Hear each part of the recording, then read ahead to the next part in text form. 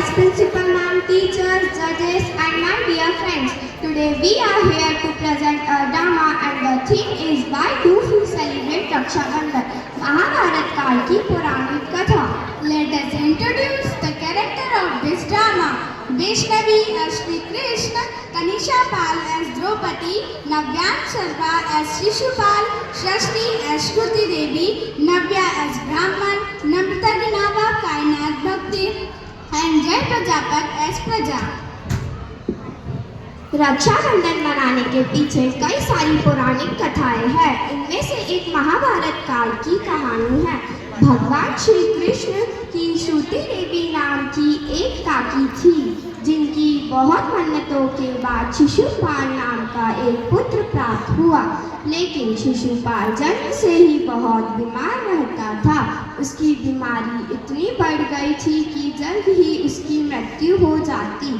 तभी श्रुति देवी के घर एक ब्राह्मण आए और बोले, तुम्हारा पुत्र शिशुपाल किसी महान व्यक्ति के स्पर्श से ठीक हो सकता है, परंतु जो व्यक्ति इसे ठीक करेगा वही इसकी मृत्यु का कारण बनेगा.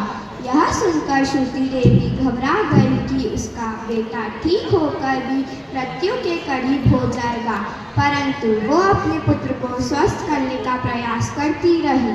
एक दिन भगवान कृष्ण श्रुति देवी के घर आए और उन्होंने शिशुपाल को अपने गोद में उठा लिया.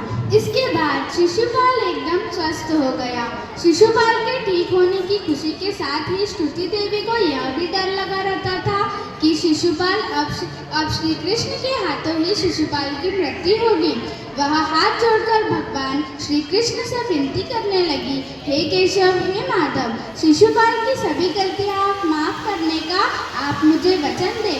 तब श्री कृष्ण ने श्रुति देवी से वादा किया कि वो शिशुपाल की 100 गलतियां माफ कर देंगे, लेकिन 100 गलतियों के बाद उसकी कोई भी गलती माफ नहीं होगी. इसके बाद बहुत समय बीत गया. शिशुपाल बड़ा हो गया और एक क्रूर राजा बना.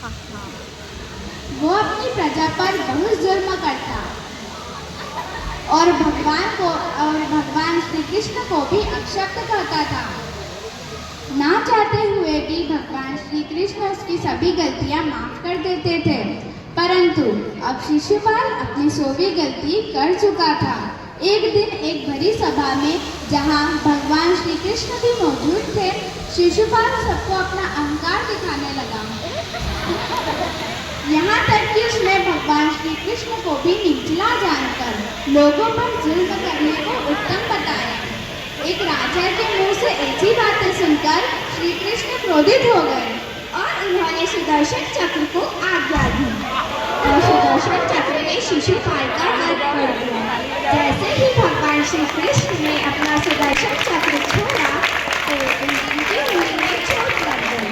यह देखकर सभी उनकी चोट पर पट्टी मारने के लिए इधर उधर भागने लगे, लेकिन पास ही खड़ी द्रौपदी जिन्हें श्री कृष्ण अपनी बहन मानते थे, उन्होंने अपने आंचल का एक टुकड़ा फाड़ा और भगवान श्री कृष्ण की उंगली पर बांध दिया.